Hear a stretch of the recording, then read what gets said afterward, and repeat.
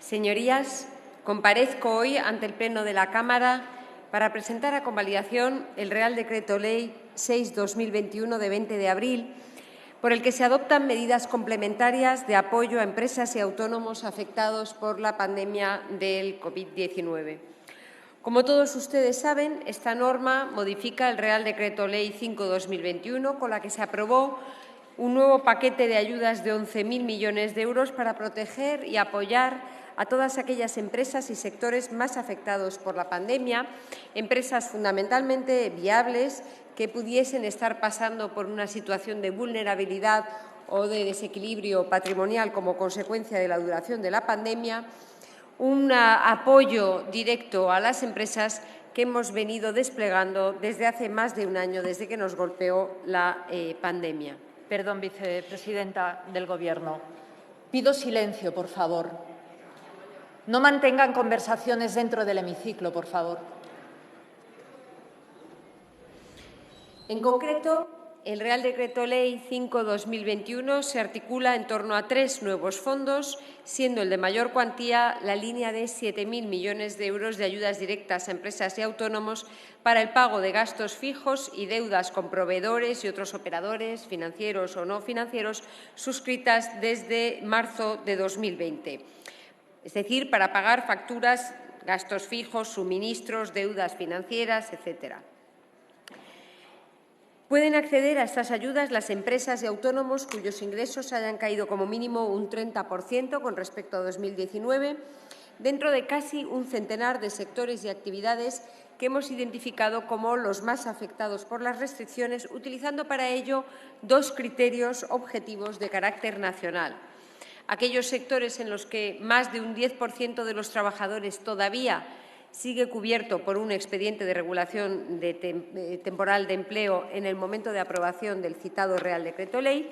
y aquellos sectores que no hayan conseguido reincorporar al menos al 75% de los trabajadores que llegaron a estar en ERTE en el pico de la primera ola en abril de 2020. Es decir, que el Real Decreto Ley incluía actividades del ámbito del comercio, el textil, el transporte de pasajeros, la hostelería, la restauración, el turismo, los cines, las artes escénicas, los museos o los gimnasios, entre ese casi centenar de sectores que habíamos identificado utilizando criterios objetivos para todo el territorio nacional. Como ya les dije, cuando se debatió ese Real Decreto Ley el pasado 25 de marzo, el Gobierno es plenamente consciente de que hay otros sectores y empresas que lo están pasando mal y somos muy sensibles a sus necesidades. Y por eso, desde el primer momento, nos mostramos abiertos a considerar una ampliación de los sectores que pudiesen cumplir con los requisitos establecidos, también en línea con los planteamientos que hicieron sus señorías, de modo que se pudiera atender a las particularidades de cada territorio. Fruto de esa voluntad de cubrir de la mejor forma posible las necesidades de nuestras empresas y trabajadores, el pasado 20 de abril el Consejo de Ministros aprobó el Real Decreto Ley que hoy se somete a convalidación, que, en suma, lo que hace es permitir a las comunidades y ciudades autónomas ampliar los sectores y empresas beneficiarios de las ayudas.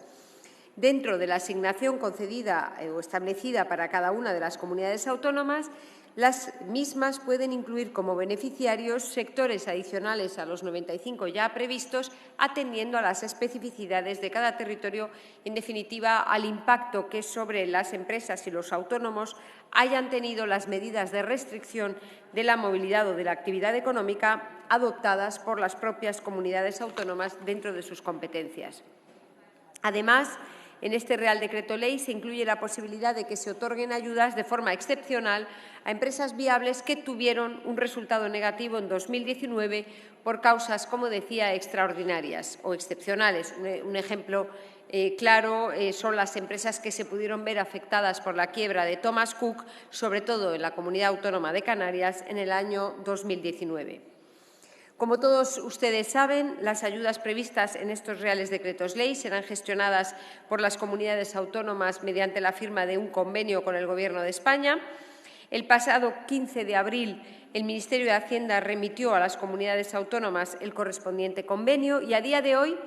salvo País Vasco, Navarra y las ciudades autónomas de Ceuta y Melilla, Todas las comunidades autónomas ya han firmado los convenios con el Ministerio de Hacienda y están, por tanto, en condiciones de sacar sus convocatorias de ayudas. De hecho, espero que todas lo hagan en las próximas semanas. Además, el Gobierno ya ha transferido la parte correspondiente de esta línea de ayudas a Extremadura, Castilla-La Mancha, Comunidad de Madrid, Asturias, Galicia, Comunidad Valenciana y Castilla y León, y en los próximos días se realizará el desembolso también para Cataluña, Murcia, Andalucía, La Rioja y Cantabria. Por otra parte, y con esto termino, el Real Decreto Ley sometido hoy a convalidación también habilita a las delegaciones de Economía y Hacienda a conceder a las empresas durante los ejercicios 2021 y 2022 un periodo de carencia de 2 años desde la fecha de vencimiento de las obligaciones de carácter no tributario y un fraccionamiento posterior de la deuda de hasta 2 años. Este fraccionamiento y esta mora, como decía, se aplicará a las deudas de naturaleza pública no tributarias ni aduaneras, por ejemplo, para el reintegro o reembolso de ayudas o de préstamos concedidos por la Administración General del Estado, sin tener en consideración el periodo al que se refieren las correspondientes deudas.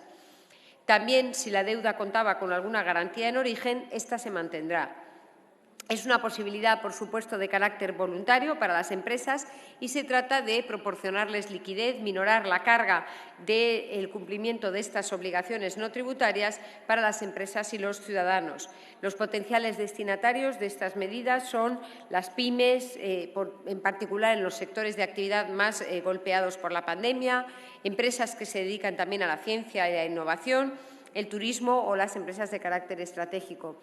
Para solicitar acogerse a esta medida, deberá presentar estas empresas una memoria justificativa de los motivos relacionados con la pandemia que suponen dificultades transitorias de tesorería para devolver las ayudas y un plan de viabilidad o de negocio con un informe de un auditor si la solicitud supera los 150.000 euros o los 250.000 euros conjuntamente con solicitudes anteriores. Es decir, que estamos poniendo en marcha procedimientos excepcionales y transitorios, pero que apoyan decididamente a las empresas de nuestro país. Se trata de seguir dando oxígeno al tejido productivo en esta fase final de la pandemia para que puedan tener el músculo necesario para aprovechar la recuperación incipiente que nos muestran todos los indicadores económicos. Espero contar con el apoyo de sus señorías, el respaldo con su voto para la convalidación de este Real Decreto Ley. Muchas gracias.